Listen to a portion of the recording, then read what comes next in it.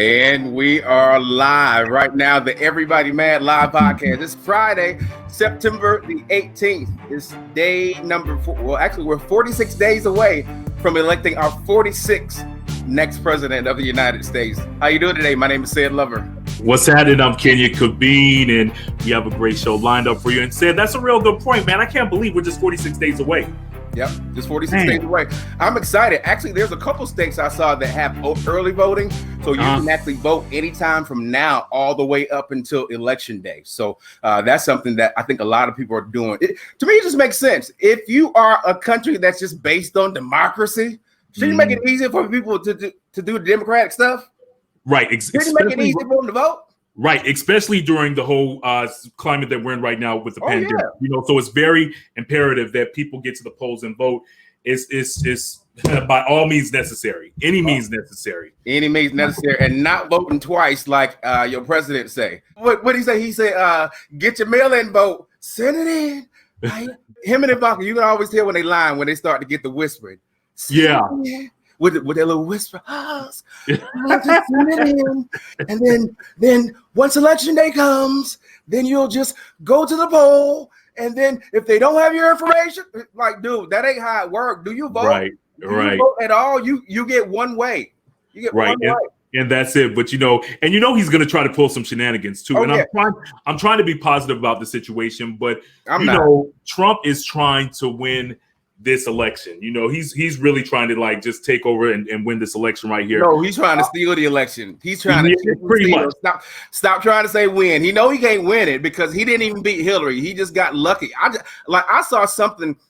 He won Michigan. It was less than a percentage point. It was 0.0 of a point. He didn't even win the whole Michigan. He barely won Michigan, and then there's still some discrepancy over that. We can get in a whole conversation about Miss Janice Winfrey and the 70,000 votes that didn't get counted in or recounted in Michigan, but that's a whole nother topic. But his margins when he did win in 26 was just razor thin, real small. He barely beat Hillary in the states that he beat her in.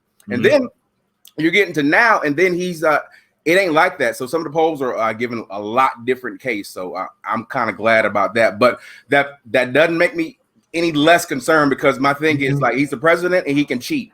Just like your governor did when he was Secretary of State down in Georgia. That's what I'm saying. White boys, they can't play for real. So they gonna cheat to win. They gonna cheat. They gonna cheat, and they gonna try to steal the election. You know, just like Ced mentioned. But that's why it's very important that everybody has to get out and vote. Do what you got to do, and we got to make a change, man. Change definitely has to happen for real. Yep. Well, I'm definitely ready for the show. You can leave your comments. Let us know what you're thinking. Something new. Where's it at there? So that's our link to everything. Solo.2/everybody-mad. So what you can do, you can check out our link. Please follow our pages, all of our social medias there, both our social medias there. Also for the page, you can check that out too. So follow the Everybody Mad page on Facebook. We post more than just stuff about the show. We'll post some news and some information and things that's going on. So that's the Facebook page. So solo.2/everybody-mad. You can follow that. And then too, if you want to be a guest on today's show, there's a link at that solo2.mad. So if you want to comment on anything that we're talking about, you can go to that link. We can put you in a virtual studio and you can be a part of the shizzo. Yeah, that's what we're talking about. So let us know what's up. Well, let's go ahead and jump into this week's hot topics and hot stories. Said everybody was talking about Andrew Gillum. That's Florida's Democratic nominee for governor back in 2018. He broke his silence on the Tamron Hall show this week, finally addressed the night that everybody was talking about, the night that he was found wasted in a hotel room with another man who overdosed on drugs back in March. Now, meth was allegedly in the room as well as a male prostitute. Now, the big headline that, everybody was just playing up that he admitted to being bisexual. His wife, RJ, actually appeared on the show with him, and she said love and sexuality exist on a spectrum. And she said that all she cares about is what's between them and what agreement that they make with their relationship and each other. She also said that she knew that he was bisexual before he got married. So a lot of people were talking about it. It looked as though it was a very emotional interview on his part. So then the question I'm going to throw to you is, what do you think that he will be able to run again for public office for anything politically? Do you think that his political career is over? Because in my opinion, and I thought about it, well, I'm like, well, hell, we got Trump as the president. I don't think it's not an issue that he's LGBTQ, because there's a lot of gay politicians out there, so we know that. I think that it may be an issue though for him just because he's black. You know what I mean? I think that that's the only thing that's going to stop his political career. Because had this been a white guy, I believe it would have happened. But then I remember the whole Clarence Thomas situation. Clarence Thomas, remember, didn't he? That was like, wasn't it back in the 80s or the early 90s? That was but he got caught in a scandal, and he's still sitting as a Supreme Court judge. He was one of the ones. He was also conservative. I think there's a little bit of fight in there. Notice all those men who have to face the consequences of their actions and things like that. From a political standpoint, those politicians, a lot of those are African American, and they're also, a lot of them are Democrats. Democrats just feel a whole different way for some reason about their leaders. When their leaders get caught up in scandals, Democrats are real quick to be like, all right, bro, you're on your own. Whereas Republicans, they'll circle the wagon around there. Like, Republicans will stand by your man, tell me why not. Like, he's mine. I don't care what he did. I don't care if he grabbed women by the. I don't care. I will stand by him because he believes in pro-life. Because I'm pro-life. That's it. So, do you think that he'll be able to have a political career? I don't. I think he needs to probably operate in another space, just because people are just fickle. It's unfortunate because he's brilliant. I think he was really railroaded. He should be the governor of Florida right now. He lost by, it was like just. He's presidential material. Like he really is. He really is. He is. However, did we even get an answer on like what happened with the meth and like why you're in the hotel with this male gay escort? Like none of that was happening. So like it was like everybody forgot everything was part of that. I don't even know if Tamron asked that question, but it's like where's the rest of it? And I was like, I don't even know if you should have did this. And I get it, because from his standpoint, the last thing we saw him, the second to last thing we knew is he was cheated out of the Florida governor. The last thing we remember from him is that he's laying in his vomit in a hotel room, passed out with a male escort on meth and some other thing. He took a drug test and he wasn't. He was clear. So any drugs. Okay, so why they say the meth and like why were he passed out and where's the vomit? So like you so now that means you weren't on meth, but you were just drunk and passed out and naked on your vomit in front of people who clearly don't care about you because they took your picture. They took your picture and they outed you like picture, that. Knowing who you are. Yeah. That's my thing is you got to know who you need to be around, especially when you're at different sorts of things. My circle is small. You have to guard yourself as far as who you allow in your circle. And my thing is you can't trust everybody. Yeah, you really can't. Really, you can trust those folks. You really can. And now let's talk about the whole situation with his wife. Yeah. Knowing, because I saw like a lot of people on social media, they were like, well, how could she stay? And how could this? How could that? But here's the deal. There's people that have these arranged marriages or just don't even care. And, they find a partner and they're like, okay, if you're bisexual, because let's be honest now, had it been a woman, no one ever criticizes women for being bisexual, but then they turn around and marry a man or they have a boyfriend. But if a dude does it, it's like, oh, he's bisexual. Oh, you know what I mean? And people blow it up and make a big deal of it. And people are criticizing, saying, well, how can she stay? Guess what? It's their life. If this is what they choose to do, so be it. You know what I'm saying? Like, I want people to just realize you got to stay out of folks' business. She's been known. Look, she's been known he was gay. And here's another thing too. I feel like people kind of tag the whole now this is a whole nother topic. I feel like people tag the whole bisexual thing just for approval instead of just saying just gay. Just go ahead and say, that's the easy way out. Just say, yo, I'm gay. This is what I like. This is what it is. If you're gonna go out on a platform like that, but it's just like when Frank Ocean was like, oh yeah, I'm bisexual. It's because for some reason bisexuality is a little bit more accepted than gay. You know what I mean? And That's just what it is. For me, when I hear bisexual, a lot of times it's just the training wheels to go to gay, because like they're not ready to take that particular step right now. Yeah. So like what they'll be doing is like, okay, well, I'm gonna be bisexual and try out this particular lifestyle while I ease into whatever. And I guess like it's just part of what the world is. It's just so unfortunate that people just won't mind their business. Yeah. I don't care what RJ and Andrew doing their bed. I don't care what arrangement they have. Right. I watched the interview, and one of the things that I could tell out of that, they love each other. They really do. Thinking, she looked at him like she was looking at him like, oh my God, like it don't even matter. Like I love you, and like that's unconditional love. Their body language is there, so I don't care. Right. If you love it, why should I even care about what you do in your bedroom? But it's so unfortunate that people do, and this man is gone. Like I really don't think that his political career will be anything. I agree. And let's be clear too. People always make a big deal if it's something that's gay or bisexual in the bedroom, because once again, that has nothing to do with who he is as a person. Right. You know what I mean? Like this man he's brilliant. He was an amazing politician until this whole scandal went down. But you know, it's like there's so many people doing crazy shit in their bedroom and not being judged for it. They don't talk about it. It's people that's pedophiles. It's people into bestiality. It's people that like sucking toes. I mean, it's everybody. We got one living at 1600 Avenue, Pennsylvania Avenue. Look, man, everybody got their all thing. the stuff that they found on him. Yeah, everybody got their thing, but just because of what you do in your bedroom, should it really define you as a person? No. So just stop. You know, I saw like a lot of hate, people were coming down on him and stuff. Man, people need to chill on that for real. And I see it from a lot of black people, which to me hurts me most, because I won't participate in the tearing down of another black man. Mm-hmm. Sorry, I won't. Not me. Yeah. Well, until we get to the Kanye West story.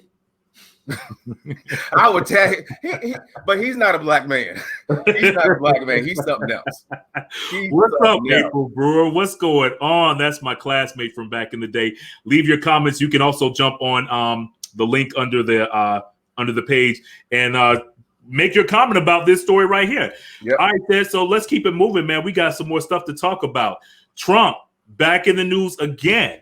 Investigative journalist Bob Woodward, who already exposed Trump for lying to everybody about the whole corona pandemic, did it again. He exposed Trump this week for comments that he made about Black America. I'm going to let Ced roll the clip. Let me ask you this. I mean, we share one thing in common. We're white, privileged, my father was a lawyer and a judge in Illinois, and we know what your dad did. And do you have any sense that privilege has isolated and put you in a cave to a certain extent, as it put me, and I think lots of white privileged people, in a cave, and that we have to work our way out of it to understand the anger and the pain particularly Black people feel in this country? You really drank the Kool-Aid, didn't you? Listen to you. Wow. No, I don't feel that at all. Do you think there is systematic or institutional racism in this country? Well, I think there is everywhere. I think probably less here than most places, or less here than many places. Are you surprised? No. You can't be surprised, though. You really can't be surprised. Me? Oh, no, I'm not surprised. No, I'm not. I'm just saying, it's Trump. This is who he is. Like, here's my whole thing. Trump don't care about Black people at all. Never has, never will. Everybody's going to try to put their spin on this right here. People are going to try to say, especially the Black Republicans, because, they ride or die for Trump. They're going to try to put their spin on this and what he said. Yo, Trump don't care about Black people at all. You know what I'm saying? And for the people out there that think that he does, y'all need to reevaluate your whole thinking process, especially with this upcoming election, because he don't give a damn. Like they used to say back in the day, a good goddamn. At all. You don't care about Black folk. At all. And that's why we're at, last week we talked about Ice Cube, and he's open to the conversation from both Biden's camp and Ice Cube's camp. And I was like, what for? Right. And get the vote. That's what he's trying to do right now. So that's the shenanigans that he's trying to pull with your boy Ice Cube. And, we talked about that last week. Let's see. So that just, I want to make sure that we throw this out here because it's our responsibility, especially if we have this platform, to let everybody know if you are voting by mail, check out iwillvote.com to check your state's deadlines and logistics to receive a ballot. It's the best way to send it off ASAP to the United States Postal Service because, you know, the Trump administration right now, they got the post office all jacked up. Mail is moving slowly right now. And it's suppression. This is voter suppression right now. It's happening, but it can be circumvented if we vote early. All right. So once again, that's iwillvote.com. Meanwhile, Trump got grilled by 2 black voters who identify as undecided during an ABC town hall meeting that went down in Philly this past Tuesday night. And they gave him the business. They could have gone a little bit harder, but it was like a wake-up call. How you doing, Mr. President? Good. You've coined the phrase, make America great again. Right. When has America been great for African Americans in the ghetto of America? Are you aware of how tone deaf that comes off to African American community? That part. Well, I can say we have tremendous African American support. You've probably seen it in the polls. We're doing extremely well with African American, Hispanic American. He didn't ask you that. You've rarely seen a Republican have. If you talk about make America great, if you look at just prior to, and I'm talking about for the black community, you look just prior to this horrible situation coming in from China when the virus came in, that was probably the highest point, home ownership for the black community. Home ownership. So in January? Lower crime, best jobs they've ever had, highest income, the best employment numbers. So we was living life in January, what we? Want to look over many years.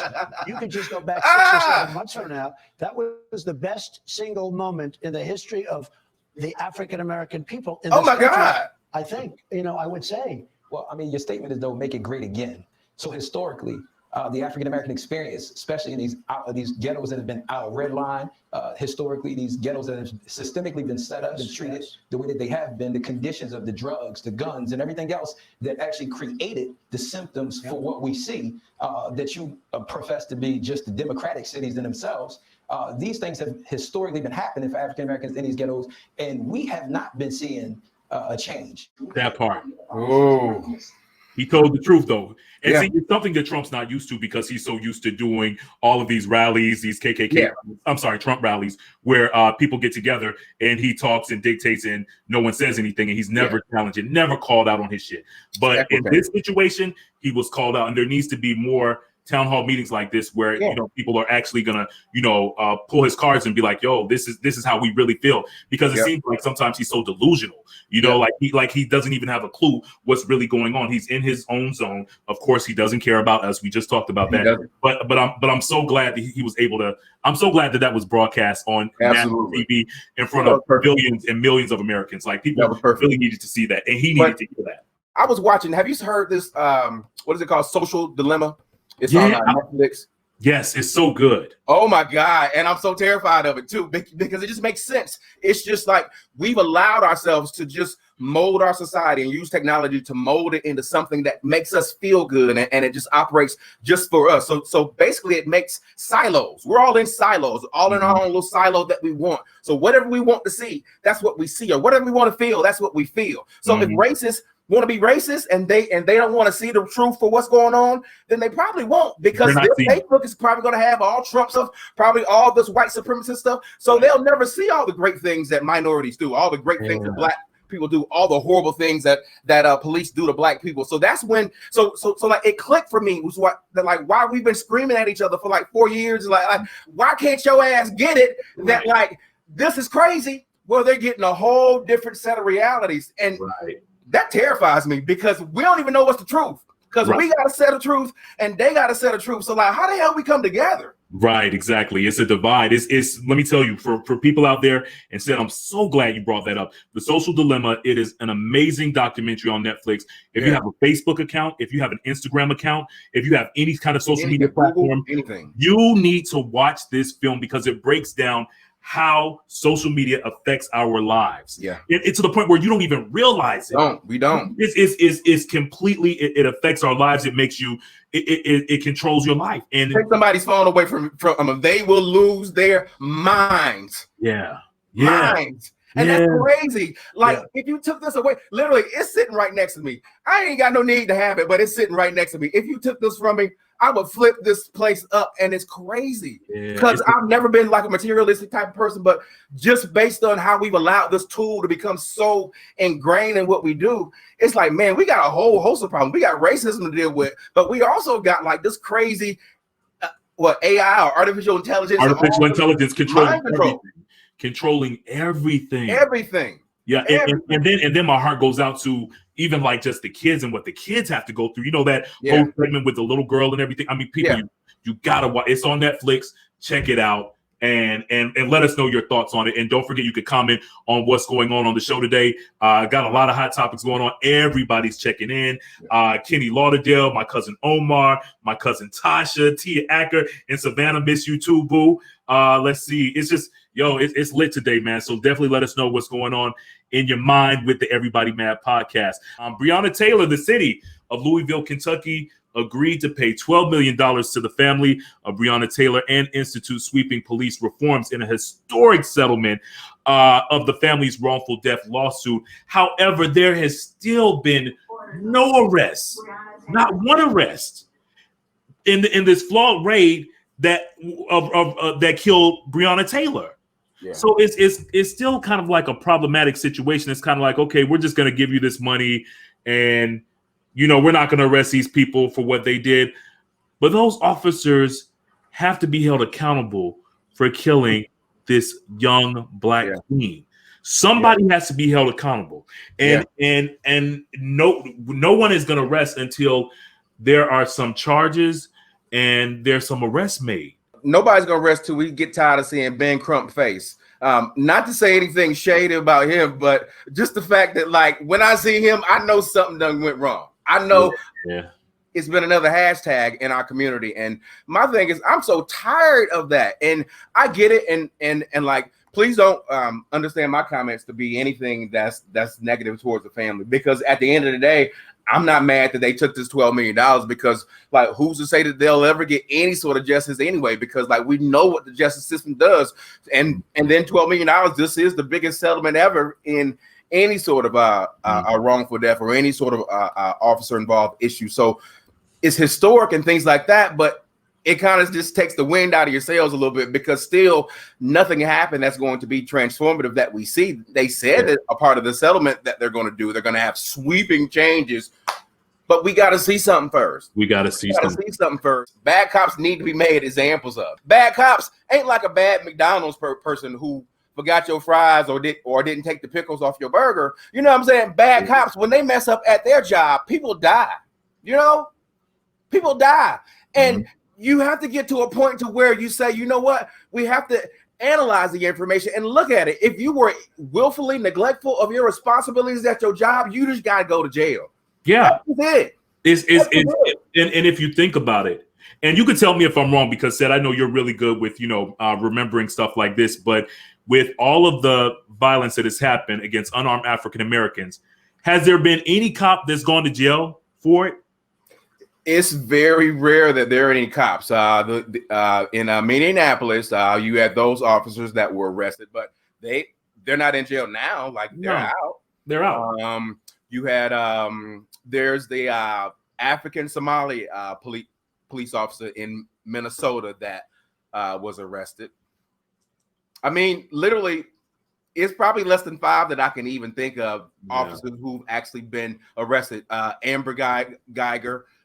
In Dallas, she got 7 years. So like, it's not been a whole lot, and that's the thing that affects us with the Breonna Taylor. Yeah, we're excited about the settlement, and I know they still have the criminal charges going on. So I know there's still a chance that more will be added to it, but it just kind of takes the air out of your sail a little bit, because it's like, how do we ever get to a point to where these cops know that, like, you just can't do this? You just can't go around willfully killing people, and you can skillfully do your job. You can skillfully be a police officer and not kill people. Right. And these people, and what's even more problematic, Ced, is that they end up getting jobs in other cities. And that's the other thing. You get fired, but then you go take your jacked up ways to another community. Right. So it's like they're not even being reprimanded. You get a slap on the wrist, and then you go to another city, start over fresh, and you Right. start doing the same stuff that you were doing before. Right. You need That's to find not another right. career, dog. You need to find Yeah. another career because this ain't you. Maybe you need to be security. Maybe we need to give you a flashlight and keys. Mm-hmm. Yeah, that's what needs to go down. All right, so another just horrible story that went down last week that had everybody talking about on social media, and this is one of those videos where I didn't even watch, but it was a video of an unarmed black man by the name of Roderick Walker being physically attacked by 2 sheriff deputies down here in Atlanta, Clayton County to be exact. It went viral. One of the deputies was fired this past Sunday for excessive use of force after he was shown repeatedly beating the brakes off of Roderick while a woman who believed to be his girlfriend or cousin was in the car, and his kids watched. His kids watched, screaming while all of this happened. The 2 officers involved, there were 2 officers involved, but only one of them had been terminated at this time. It was initially reported that Roderick was a passenger using a rideshare app, Lyft, but Lyft said that he wasn't using a Lyft. But it's alleged that the driver was pulled over due to a taillight being out. Apparently, the driver didn't have his driver's license, so the cops started questioning Roderick and the woman in the car, requesting them to show their IDs. And Roderick, he was like, yo, why are you questioning me? I wasn't even driving. I didn't do anything wrong. Then the officers asked Roderick to step out the car, and that's when all hell broke loose. And these cops didn't even de-escalate the situation. You know what I'm saying? Like it was a horrible situation. Anyway, right now, Roderick's attorneys, they want all charges against him dropped. And they definitely want indictment for these officers that did that.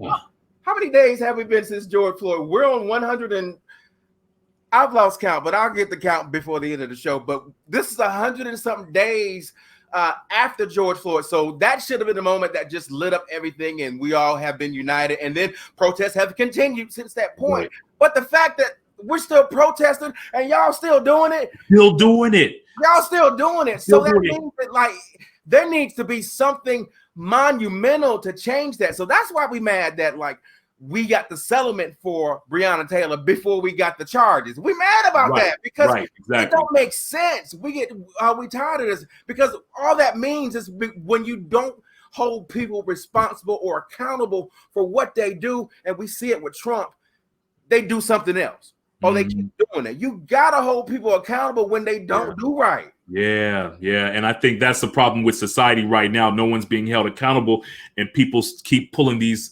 stupid shenanigans that's happening right now. It's sad. It's getting out of control. Tired of it. Yeah, everybody's tired of it. That's why everybody's mad. Leave your comments. Let us know what's going on. Black newborns that are born, right? They are 3 times more than likely to die under the care of white doctors. Now, this is true what I just told you. Dr. Oz is actually using his privilege and status to bring awareness to this. He launched the hashtag More Black Doctors. He actually launched this initiative as a part of his efforts to raise awareness about racial bias in hospitals. Now, a recent study published in the Proceedings of the National Academy of Sciences of the U.S. showed that the mortality rate of Black newborns dwindled from 58% to 39% when they're under the care of Black doctors. But when it came to white babies, their mortality rate was hardly affected regardless of the doctor's race. That is crazy. It's like we don't even have a chance when we come out the womb.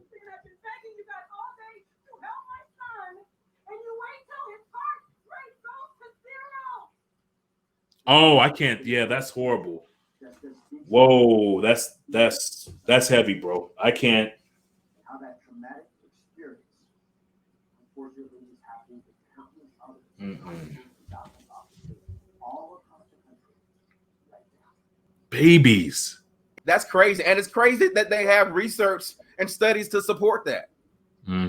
That should just be like something we just talked about. Girl, I just heard. Like that should be like some conversation, but like they've actually done a commission research from a university to get that information. So that's the facts. We need more of us. Not only do we need more of us at that political table, we need more of us everywhere. Empower positions, lawyers, doctors, decision makers that can really make things happen. That's why it's important. And I stress, definitely shouts out to you, Sarah. Thank you, babe. Just the importance of education. That's very important. It's very important. Yeah, HBCUs are really important too. Those have been in the news too. So we have to do more to support institutions that make sure that our Black students are not left behind. Yeah, definitely. Let's talk about the NFL. You know, the NFL. You know, they're doing a lot lately. They're trying to do some damage control, even though they've launched initiatives to give back to Black businesses affected by COVID and got people standing for the national Black anthem at a few games. The fact still remains that Colin Kaepernick, who's a free agent, he still ain't got no job, despite the NFL admitting that they were wrong for the way that they handled the whole take a knee situation. Now, Cap filed a complaint of collusion and ended up settling with the league, and so did his teammate Eric Reid. But Eric, he's not even playing either. So Colin, what he did was this past week, he jumped on social media. He dragged the NFL for propaganda and questioned why Eric hasn't signed to a team despite being highly in demand. Let me share what the Miami Dolphins' response to this whole thing was to the league. Authentic? That's the mystery. Or is it just another symbolic victory? Now there's two anthems. Do we kneel? Do we stand? If we could just right our wrongs, we wouldn't need two songs. We don't need another publicity parade. So we'll just stay inside until it's time to play the game. Whatever happened to the funds that were promised? All of a sudden, we got a collapsed pocket? The bottom line should not be the net profit. You can't open your heart when it's controlled by your wallet. Decals and patches. Fireworks and trumpets. We're not puppets. Don't publicize false budget. Ask the pundits, and we shouldn't have a say. If you speak up for change, then I'll shut up and play. If we remain silent, that would just be selfish. Since they don't have a voice, we're speaking up for their help. So I'll stop it right there. I think it was about a three-minute video, and just a response to basically saying that, like, okay, it's cute what y'all doing, but we need more. We need more. You got to do more, because what you're doing is just icing on the cake. You don't even know what the cake looked like, and we got to change this whole cake from the inside out. And like it's cute that you're doing things, but a lot of what you're doing is really just publicity, because it's things that people can see. But we know that, like, the wheels that turns to society, the wheels that turn systematic racism, those are hidden. Those ain't up front. Those are in those backdoor deals. Those are those government policies. Those are those people in power who have the ability to make change. Because right now we know that, like, honestly, we know that we can't let people just do the right thing. If racism was going to magically just erase itself away and just leave, it would have been gone. But it won't. You have to put policies in place to protect people. Yeah, you do. That's what we're doing. And they're saying that, like, the NFL as a billion dollar institution, you can do more than just doing something cute on the national anthem. Like, you can actually get those senators to do some stuff, because you already work with them anyway to build your $1 billion stadiums. So y'all already have good relationships with all these political leaders anyway. Yeah. I agree, Seb. Well said, that part, bro. Said dropping some knowledge. You all leave your comments. Let us know what you're thinking about the show. And if you want to jump on, all you got to do is click the link and you will be in our live broadcasting studio, so you can come on live with us and share your thoughts on today's stories. I said, remember the story about the 19 Black families that put their money together to start their own town? Yep. Well, the word is that production companies are trying to get them to go ahead and do a reality show, which really doesn't surprise me. I could see HGTV picking them up, not necessarily VH1 or BET, but I think maybe like HGTV, because what this show is going to do is show them building the town from the ground up. It's going to have them, dealing with renovations, living through it while dealing with their personal lives. It's going to be fascinating. Now, the town is supposed to be called Freedomville, Georgia. And I feel like it's a beautiful thing. I think it's going to be great. You know, a lot of times I think that we as African Americans don't really teach kids, our families, about money and wealth and buying property and stuff of that nature. If somebody, like when grandma dies and people fighting over the house and how much we all going to get off the house and stuff like that. No, you got to keep that property. I'm telling you, real estate is gold. It's the way to go. Really and no one wants to really talk about that with the African American community. So I'm glad that they are setting the example of, we can work together and build up a town. And look at that. That's going to be amazing. That's going to be beautiful right there. Yeah, it's dope.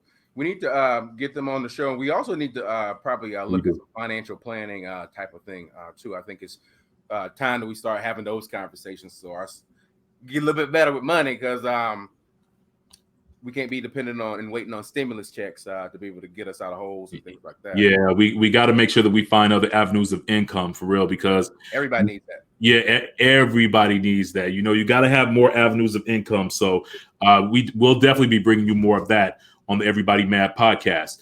All right, so the big entertainment news that went down this past week, Verzuz, with two legendary OGs, Patti LaBelle and Gladys Knight.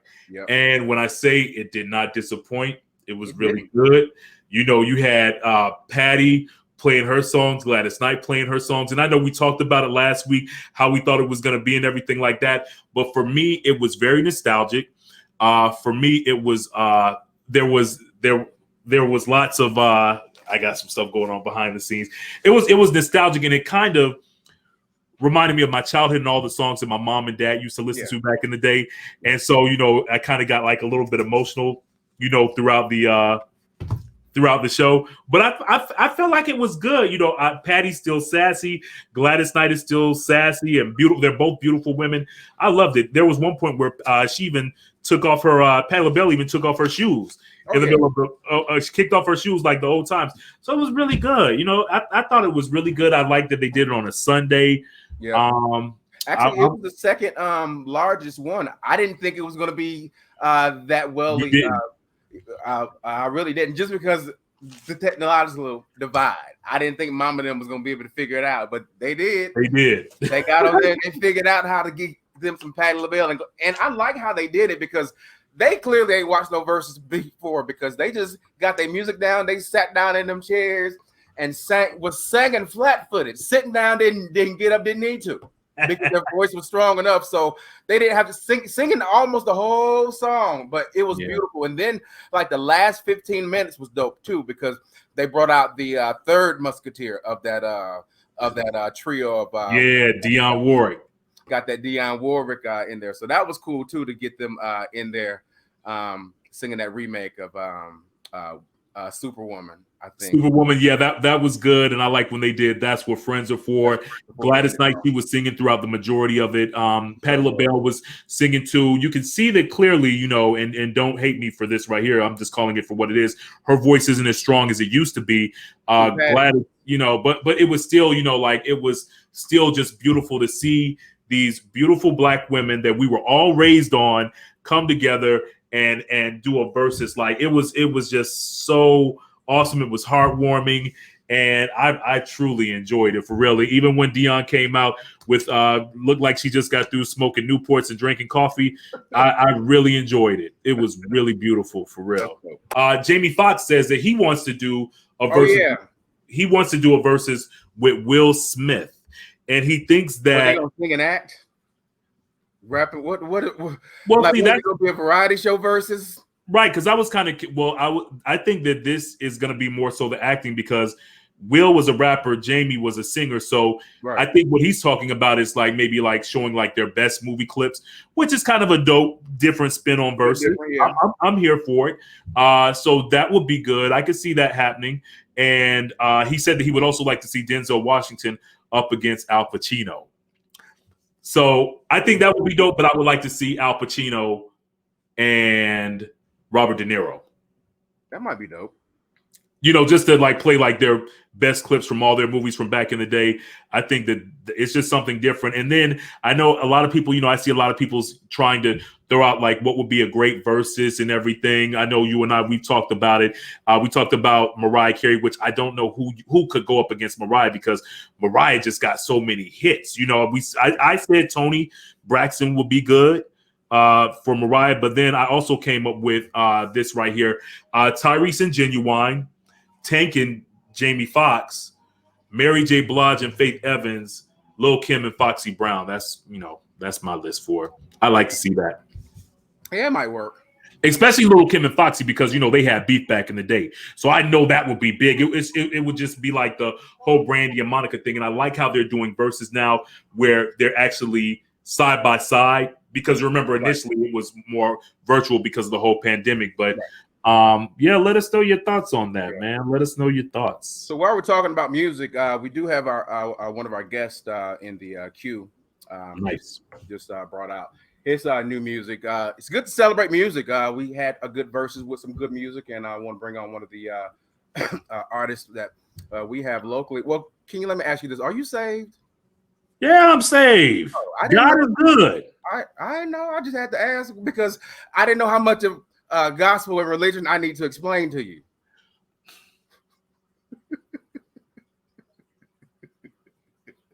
Now, you tried it on that for real. You say what? You tried it. All right, so bring out the guest to the show. The release just released today. Today's the 18th, and just released a brand new gospel CD, and we're gonna play a little bit of it so you can check that out. Welcome to the show, Kevin Stewart. What's going on, brother? What up, bro? What's going on? You all right? Okay, I don't know. Yeah, I'm hanging in. I'm actually in Traverse City on a trip, so I wanted to make sure I slid in. I don't know if y'all can hear me as well. We're out in the middle of the woods. Mm-hmm. Oh yeah. We can tell you in the woods, like your internet is super slow and your face is freezing. It's all good. We just wanted to celebrate you. You have a brand new project out today, and it's available on all music platforms. The title of it is your lead single is "Come By Here." Yes, sir. Come by here. Come by here. Okay, and I can hear the anointing in your voice. Can you? I can hear it. Hallelujah. Hold on. Well, so let's hear a little bit of your single, and then we'll come back on the other side, and I'll talk a little bit more.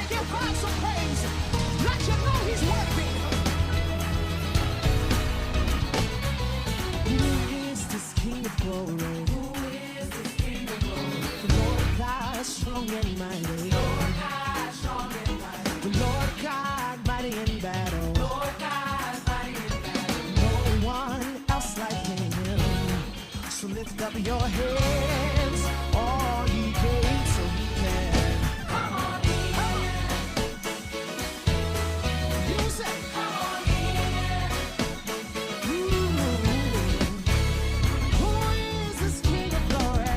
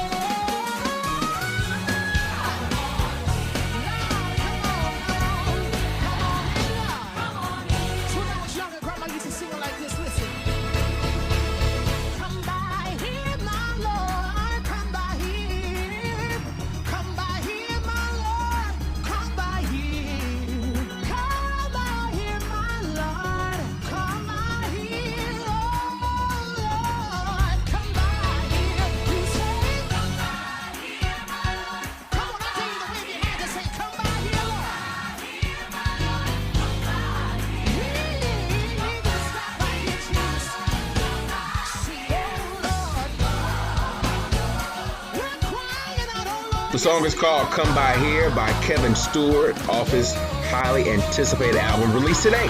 It's called Changed. Congratulations. Okay. Oh, man, your voice is amazing. What how long have you been singing? Man, I've actually been singing since I was about I know a lot of people always say it, but like I think 3 years old. I think 3 years old when I actually started. How would you describe your style as people are kind of getting introduced to you and want to check out some more of your tracks? Well, you know what's sad? It's kind of like it's now a combination of both contemporary and churchy. For a long time, said, with me singing at Triumph, I'm always the one that's singing high and going hard. But normally in my artistry, I'm normally of I'm pretty sure y'all listen to like Brandy, Her, Tank. That's kind of what my gospel music resembles in some ways, just because I'm so used to singing so hard in church. So this was actually my first time doing an actual churchy record, even with the entire album. It's strict church music, but I kind of say it's the best of both worlds if you listen to my old projects leading up to this one now. So who are your inspiration then musically? Because I know you just mentioned Brandy, Tank, and her, but do you have any old school artists that you might be influenced by, or it doesn't matter? Like who are some of your artists that influence you? Right now I'm into a lot of Frank Sinatra. I'm a huge fan of big band music. Anything that has to do with, again, laying back, singing, listening to lyrics and different placements. So I'm gonna say Frank Sinatra. Of course, I listen to a lot of, I would say Kiara Shear, Tone. Of course, all of the Detroit legends. I listen to a lot of them. But it's sad to say a lot of my inspiration comes from a lot of R&B. I literally told someone today that, you know how sometimes you want to listen to something that's very soothing to your spirit, or just something that just makes you feel good, but you don't necessarily want to listen to a Toni Braxton record. To me, you never really find any gospel records that you can just chill to and catch a vibe to. It's either you got to hear about a story of them sleeping with somebody or in an entanglement. So to me, my gospel music that I've actually been able to make has been like that mixture of a herd, LMA, Tank, and different people. So again, this is a big stretch for me to release something of this magnitude. Well, so then that means we would probably never ever see you. Are you ruling out that you would never do R&B music? Probably not. I do write a lot of R&B. Of R&B, and I'm actually featured on a new R&B record that should be coming out soon. So R&B is not really my passion. It's just, again, I love.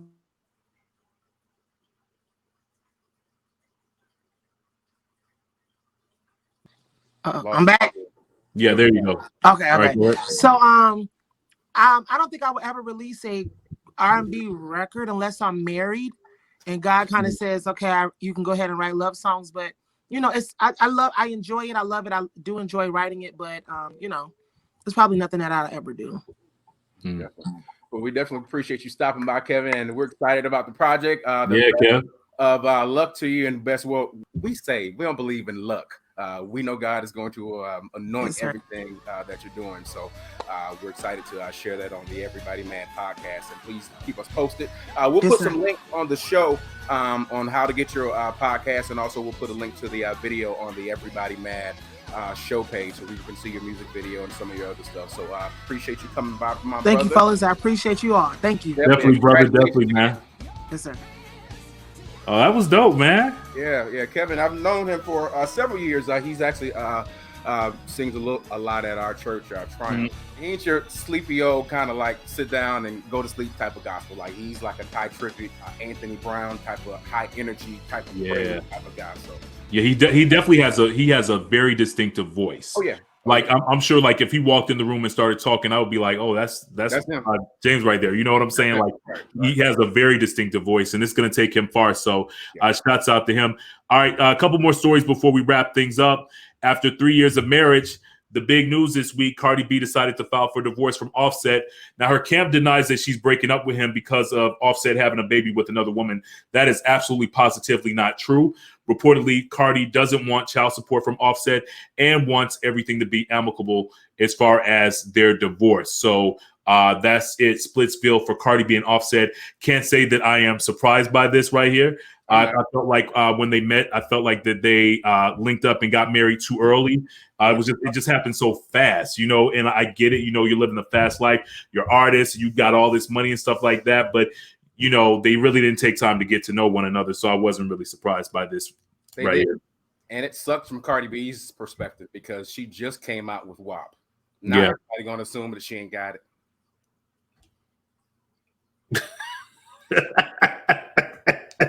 Really said that's what we're doing today, dog. But just playing gospel music, what is wrong with me? I know, that's what I'm saying. Like we just came out of a gospel segment, and there you go, being all secular. Pray for me. Just pray for me. That's all. You know? He ain't through with me yet. He is not. Won't he do it? Won't he do it? Won't he will. Hey, well, let me tell you, everybody was really tripping. I was surprised, man. It came out that your girl NeNe Leakes is finished with the Real Housewives of Atlanta. It was time. Yeah, I think this like it was just getting tiresome to me.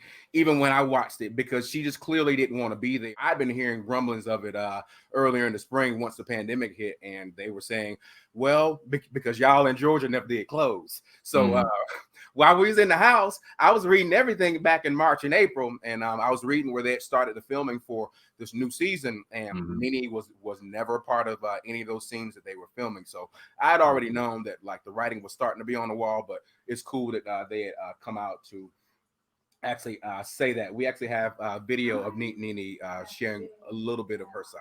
Yeah. I have made the very hard and difficult decision to not be a part of Real Housewives of Atlanta season 13. It wasn't an easy decision for me. It was hard.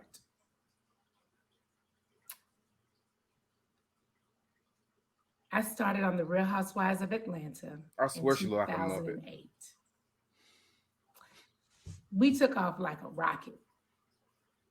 I mean, we took off. Okay, I don't want to hear the whole back. You don't want to hear the whole, yeah. But pretty much he was just breaking it down, like, you know, how they were trendsetters regarding reality TV. Because, you know, if there were no Real Housewives of Atlanta, there would no be Real Housewives of Potomac. You know, the whole series, the whole franchise. Yeah, the whole franchise really blew up because of the Real Housewives of Atlanta. And, you know, NeNe, she did outgrow the brand, you know, like she used the platform and she did acting, Broadway, recording songs and everything like that. It was like mentioned, it was time for her to go. And I'm sure that she's going to do bigger and better things, because that's just how it happens. When one door closes, another one opens. That's just how it is. But I get it, you know, like emotionally, she was just probably just tired of the whole back and forth, the conflict, and even with the negotiating, because you know, like when you were reading all that stuff about NeNe, she was trying to negotiate more money because she knew her worth, she knew her value and what she brought to the table. And I think it was just a matter of she just wanted more money, you know, like, and she's just like, yo, if you're not going to give me this money, then I'm going to step. And that's what she did. Yeah. Or you heard what she said. She said, I've made the decision about season 13. She didn't say I'm done forever. I caught that. If you go to Instagram, you'll see Andy's tweet, the boss, Andy Cohen, his tweet of support to her. Like, right. The door is open. I don't think it was like a bad split or anything like that some people thought it might be. But because honestly, like, I thought it might be after that time, what the last reunion at the end of the year, because they had to do it virtual and she closed that laptop. She was like, I'm done with this show. Yeah. Right. Right. Yeah. So moving right along, you know, congratulations to NeNe on her big moves, and she's doing bigger and better things. I know it's going to come for her. Taco Bell said, when's the last time you had Taco Bell, bro? About 4 years. Really? Yeah. You don't mess with Taco Bell. I'm gonna tell you, I used to love Taco Bell back in the day. I used to love eating chalupas and everything at Taco Bell. And during the pandemic, because I'm not a fast food person. The older I get, and you know, it just happens like to the younger folks out there. When you get older, you just can't eat like how you used to. And went to Taco Bell during the pandemic. This was back in March. Got me some chalupas, but when I tell you, brother, them shit tore my stomach up. They tore my stomach up, bro. So I'll never go to Taco Bell ever again. But how's about Taco Bell? They are releasing and launching their own line of wine. Taco Bell has a wine that they're going to be serving it's actually a wine to pair with chalupas, and it's going to be called Jalapeno Noir. And it's going to see a limited release this week. They're going to actually launch it in Canada. Maybe across the border, it's just 5 minutes away. But I don't. Yeah, is what is Pinot Noir? Noir, yeah, it's a no for me. It's definitely a no for me with that. Like, and I like wine, but wine, I just tacos. Yeah, see, that's what I'm saying. Like, I just Mexican together. You know, it would have been dope if they would have done tequila, but of course, you know, they're a fast food franchise. Right. They can't do tequila, but that's what you would expect. Tequila, tacos, tequila. Wine, I don't necessarily see that. I would have done a hard cider or something. I would have done a sangria. Yeah. You know, but wine, nah. Yeah. So that's like a noir. And tacos? Yeah, and tacos. Yeah, right. Kanye West caused controversy this week on social media, talking about women born after 1993. He said, y'all can't cook. He said, all y'all know is y'all phone. All y'all know how to do is twerk. And all of y'all are bisexual. That's what Trey Songz said. I mean, he ain't lying. No, I'm playing. That's what I was going to say. Is he lying, though? Why am I mad? Why am I mad? I mean, it's kind of true. I mean, we've just changed as a society and different things. It amazes me how many millennials can't cook. Man, literally during the pandemic, they have enriched the pockets of DoorDash and Uber Eats and all that stuff. Like I can't see myself paying $40 every single day every time I want something that costs about 10 or 15. But that's what's happening, though, especially with the younger generation. They're ordering all this food. But what y'all need to do is start off like how I started off. The first thing I learned how to cook was scrambled eggs. I did scrambled eggs and toast. And then it went from that to pancakes. Then it went from pancakes. Right, like that's what you do. Start with breakfast. Breakfast is easy. Breakfast is easy. Get your feet wet with breakfast, and then you graduate to some spaghetti. Yeah. Everybody can do some spaghetti, and then you can do some hamburgers.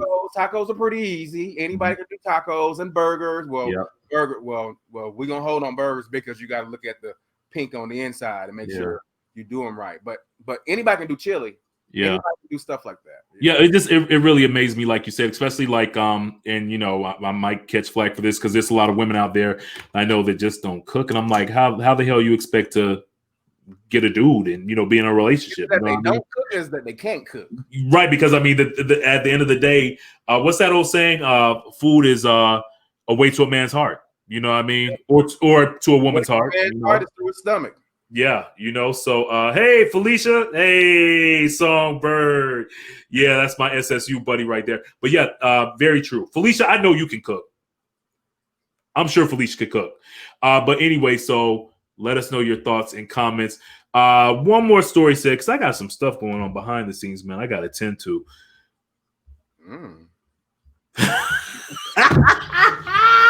But the way you said that, though, like what you got going on? We didn't cover that on the show rundown. Right? That wasn't on the rundown, right? No, I just it's just some stuff going on. Anyway, y'all don't follow up with said at all. Don't follow up. Okay, yeah, Nicole. I'm sorry. Felicia said, yeah, she can cook. Yeah, since 1976. That's what I'm talking about. That's a long time cooking. And it shouldn't just be women too, because I don't want to come across sounding sexist. But as men, I learned how to cook when I was 8 years old. So yeah, that's what I'm saying. Like I learned how to cook when I was young because my parents divorced when I was very young. So I was a latchkey kid. Mm-hmm. And I would come home and make my own dinner. I mean, my mom taught me how to cook. Like, so it's important for men and women just to learn how to cook. How you going to take care of yourself? You can't spend all that money eating out all the time. Yeah. Yeah. I don't know nobody for anything. Like you just got to know what you need, and that's just basic survival. Yeah, pretty much. All right, said a couple more stories. Let's see. Okay, so I got this titled as we're gonna do this every week. The fools, some fool ass shit. Okay. All right. I'll make a graphic for it. Yeah, please do. Sorry to all the church folks, but and behind the scenes, like Ced will tell you, I love the cuss. I could curse, but because of my radio days, everybody's like, oh, yeah. And Ced curse, and Ced is supposed to be the church brother. I mean, just because I'm saved don't mean like. Oh. Those are the main ones. The main ones that be cussing all the time. I'm not saying you shouldn't cuss. Go ahead. Every now and then. No, because sometimes people don't understand you if you don't. Ced, you be cussing all the time, though. You have to know your audience. No, I don't. You do. Ced, when we're in conversation, because you're very intelligent, and Ced is a very intelligent, well-spoken brother, but behind the scenes, he'd be like it's you do go in. It depends on the subject matter. Just like every black person, like I have a black, and like I got my at-home voice and I got my professional voice. So exactly. It depends on what the conversation is. That's how we do. See, white folks don't have to do that. Black people, that's all we know. We got two sides, the professional side and the at-home side. Songbird, I know my Songbird don't cuss, and she's big into the church too. I know she is. Oh, she has a beautiful voice. She be singing her butt off. Finally, Kanye West showed his black ass this past week, showing out on Twitter with these crazy tweets, leaking the editor of Forbes' phone number, posted his recording contract, even went to urinate on his Grammy Award, and that was just too much. And I wasn't going to do this story because you all know how I feel. I'm just like, why are we even giving Kanye the energy? But it's hot topics. Folks might not have heard the story. And Kim Kardashian, what was that story that you sent me said that about Kim? I didn't get a chance. There was so much going on before we went on. Oh no, I'm just following up from his last episode was just about a month ago. And just prior to that, that was when he joined the campaign with that crazy little press conference that he had in South Carolina, where he talked about Harriet Tubman didn't really free the slaves. So it's just been every month there's been something else and something that he's adding to her frustrations as I guess the wife, and she got 4 kids. Now I didn't even realize those 3rd and 4th kids just passed me by. I didn't even realize they had 4 kids, but it looks like she's at her end now too. And yeah, she's done. Yeah. He's, it's just too much. But it's like, they can't really control him. He's not on his meds and everything. So, and that's the thing. I think she said that part of last month when it happened is that he promised to get back on his meds and stay on his meds, but clearly he's breached that. So, well, I mean, how you help somebody who doesn't want to do the bare minimum to help themselves? You got to want to help yourself. So, with that being said, that's a wrap for the Everybody Mad Live podcast. We really appreciate everybody checking in and rocking with us. You can always reach out to me on social media. Kenya Cabine on Instagram and Twitter, and Kenya Cabine 1 on Facebook. Do you know what it is? Just read it. Just read it. It's right there. I'm Ced Lover everywhere. Thanks for joining us. We look forward to seeing you next week on the 25th. Maybe we'll do some shows on the finances, and I know we need to talk about what these parents are doing with these kids because they still in the house. Virtual learning, so maybe we should have some conversations about that. But thanks for joining us on this episode today. We love you. Have a happy weekend. God bless.